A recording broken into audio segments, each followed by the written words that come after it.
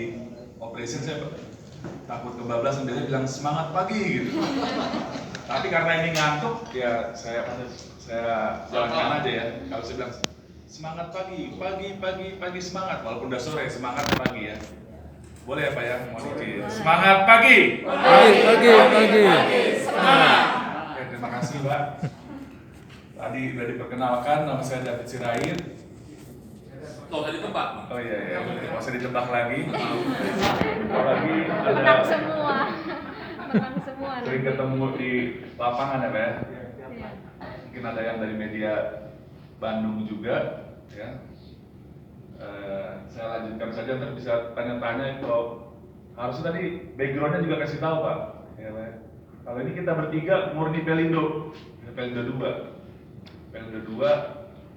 mungkin sebelumnya Pak Irwan ada kerja di tempat lain sebentar, tapi mostly hidupnya pekerjaannya di Pelindo 2 BUMN, mulai dari Perum, PT Persero Pelabuhan Indonesia 2, dari operator dari regulator jadi operator sampai penggabungan Pelindo 1 2 3 4. Nah, begitu juga saya juga. Terkait dengan operasi ya, kita bisa lihat di sini arus lalu lintas kayak jalan raya. Kalau mungkin supaya dimengerti ya, sebenarnya itu throughput, kalau bahasa istilah di pelabuhan throughput, daya lalu atau arus lalu lintas seperti kemas, bukan kendaraan, seperti kemas. Berarti yang dibongkar dan dimuat, yang melalui dermaga, yang dibongkar dan dimuat. Ini cuma pengertian aja, karena Singapura dibilang nomor 2 di dunia setelah Shanghai ya, 42 juta, padahal 21. Kenapa? Karena dia dibongkar, terus 95% langsung dimuat lagi di kapal yang lain. Nah kalau kita 7 juta di Tanjung Priok dibongkar, kalau kita tadi dibilang 2,72 ya, kalau di Priok itu hampir 7 juta dibongkar, keluar gate out, ganti empty, langsung diekspor lagi, masuk gate in. Nah ya beda lagi muatan. Dari Singapura itu sebenarnya throughputnya dibagi dua karena dia transit yang hampir dibagi dua. Kalau yang murni itu Shanghai sudah 40-an juta. Ya, jadi kalau kita nggak bisa apple dengan Singapura, kalau dibilang Priok 6,7 juta atau 7 juta, kalau disamain sama Singapura kita udah handle 14 juta. Jadi bilang Singapura nggak macet, tapi Priok cuma 7 juta aja macet, padahal itu 14 juta. Karena bongkar, isi lewat gate ke depo, belum lagi deponya kan, tahu sendiri depo. Ya, masalah di depo tahunya pelabuhan. Ya, kalau Singapura nggak macet deponya, iya orang transitan cuma di dermaga terus langsung dibuat aja nggak ada. Oke, saya lanjut. Jadi arus lalu lintas itu yang dibongkar dan dimuat. Ya, satuannya bisa boksis, bisa tius. Kalau box berarti ukuran 20 dan 40 dihitung satu box. Ya, kalau tius ukuran 20 feet satu boksis, kalau 40 feet dihitung 2 boksis. Ya, internasional kita kalau bicara throughput atau lalu lintas peti kemas adalah TIUS, 20 equivalent unit yang disamakan dengan 20 kaki. Ya, dari tahun 2018 kita 1,62, naik 2,5 karena diserahkan di luar Tanjung Priok ya, terus 2,58 di tahun 2020 ya, padahal pandemi.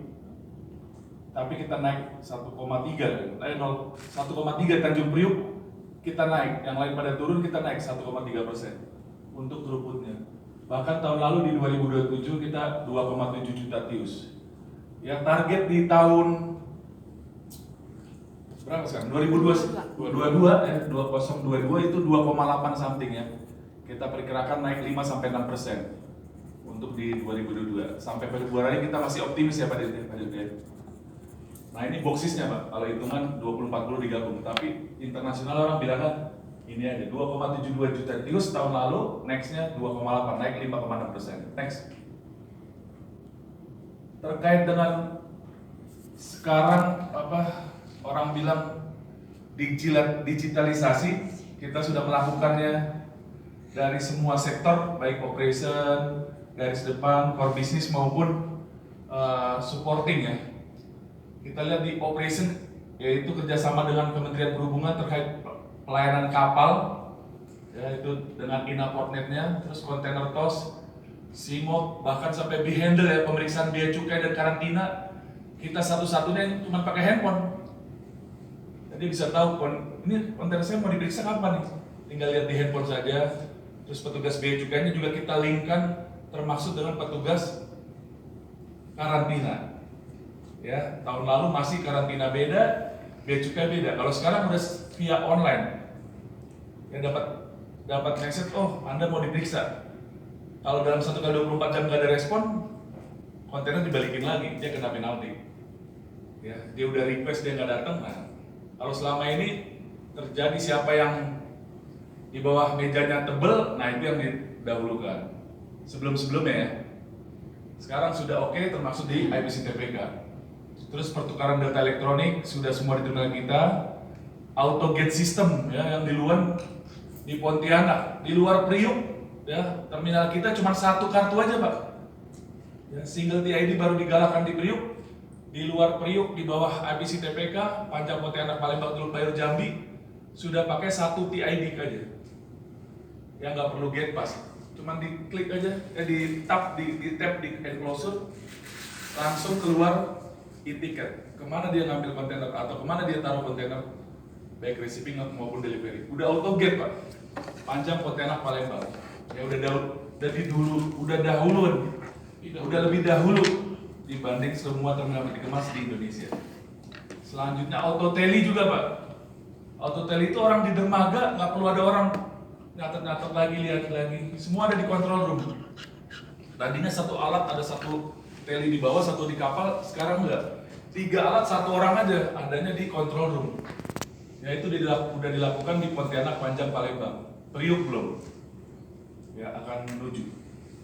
Centralized planning control sudah kita lakukan, bahkan integrated planning and control, bukan hanya centralized. Integrated dengan apa? Dengan sisi laut, lalu lintas laut, masuk keluar kapal, dan dari sisi darat, landside, traffic. Ya kita bisa memprediksi berapa sih besok akan datang truk. Wah 10.000, wah berarti harus diantisipasi kesiapan alat, SDM dan lainnya. Oh 2.000, oh 4.000 itu bisa diprediksi. Ya karena sudah sistem auto collection itu terhadap customer dan mandatory NPPEB dengan shipper maupun consignee. Itu tadi di operasinya core business kita. Sedangkan di back office ada data quality system, ada virtual office, orang absen juga udah pakai yang work from home, pakai mobile phone, termasuk Siskaku, sistem kerjasama usaha, ya sudah dengan digital. Terhadap dengan customer juga kita sudah implementasi IPC e-service, ya mulai dari pendaftaran sampai dengan trace tracing, link dengan stakeholder termasuk juga pembayaran, link dengan bank-bank yang sudah kerjasama. iHub itu platform yang baru diuji coba di Panjang, nanti ke depannya bisa membooking truk marketplace. Sebenarnya itu pasar di luar pelabuhan yang coba kita masuk supaya testing integrasi dengan yang luar. Ya penggunaan marketplace, orang mesen truk itu via online aja. Ya, untuk supaya dia masuk truk, masuk receiving container bisa sekalian delivery, namanya TBRCS, Terminal Booking Return Cargo System. Yang kita udah bikin, aplikasi di luar juga udah bikin. Yang terakhir CRM, Container Relation Management untuk market, untuk komersial. Next. Nah ini yang membanggakan daripada IPC TPK nih. Ya, IPC TPK juga enak aja kau kan cuma Pelindo masih berkuasa, maksudnya dominan, ya nggak ada pesaing, nggak ada kompetitor. Ya tadi udah dijelaskan sama Pak Dirut juga, kita di Tanjung Priuk, ya mungkin udah tahu yang dari Forwami, ada 5 internasional kontainer terminal. Ya kalau domestik kita dominan, pesaingnya cuma 1, DSN. DSN Under Samudra di ujung ya, di dermaga Nusantara 1. Nusantara 1 ya, Nusantara 1. Sisanya domestik semua under kontrol IPC TPK. Namun internasional ya, terminal yang internasional kita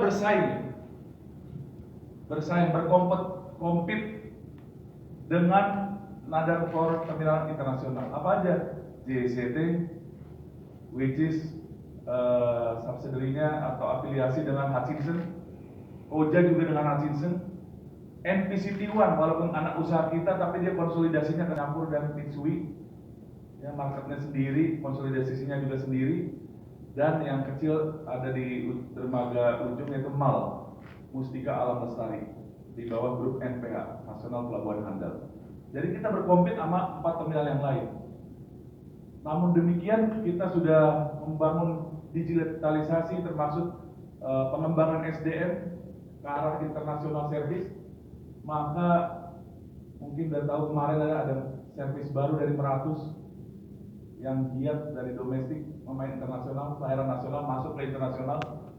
Itu mempercayakan ke terminal 3 ya, Pak. Karena kita memberikan treatment yang baik untuk operation. Maka new service dilakukan dari Jakarta ke Singapura, Jakarta Malaysia, yang kemarin itu Jakarta langsung ke China. Ya kalau Singapura Malaysia itu transshipment ke Europe dan US. Sampai sekarang belum ada lagi yang langsung ke Europe dan US. Dulu udah pernah Europe, zaman JCT saya di sana tahun 2000, stop. Terus 5 tahun lalu saya masih game langsung ke US, juga stop karena satu dan dua hal, panjang ceritanya nanti mungkin di warung kopi kalau mau tahu detail akan kita sharing. Sehingga yang ada itu Singapura yang ada maksudnya tujuan ke Amerika dan Eropa selalu transit di Singapura atau Malaysia. Sedangkan Interasia udah langsung, yang Meratus kemarin udah masuk. Yang hebatnya lagi kita bisa kerjasama dengan shipping line domestik namanya Kaiso Line, yaitu Jakarta ke Gulf, ya, ke Middle East. Itu direct, Pak, tanpa mampir Singapura, tanpa mampir Malaysia.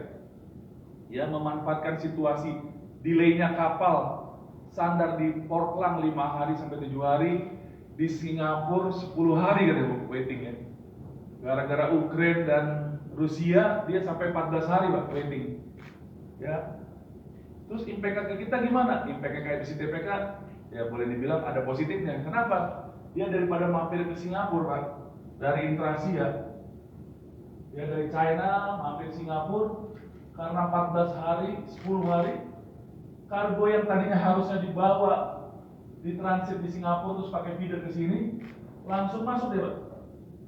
Masuknya ke IPC-TPK. Ya bukan ke JCT Koja, tapi ke IPC-TPK Terminal 3. Orang bilang Terminal 3 Koja ya, bukan.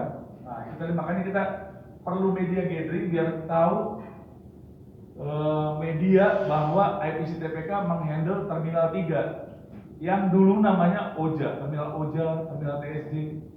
Sekarang TSJ dan OJ itu hanya PBM, perusahaan bongkar muat, yang menyediakan alat dan operator saja. Tapi terminalnya yang handling komersialisasi operation itu baik IPC-TPK.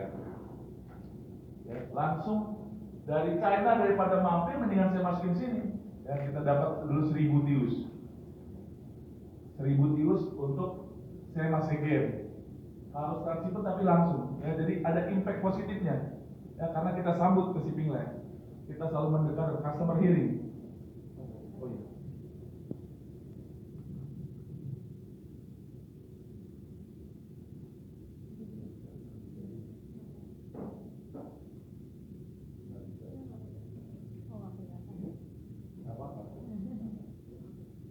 Biar kasih jarak kan semakin jauh. Oke, terus yang baru kan Jakarta, Qingdao, Shanghai. Sebenarnya ada Semarang dan Surabaya yang upacara kemarin karena muatannya baru dikit, nanti ngambil dari Semarang.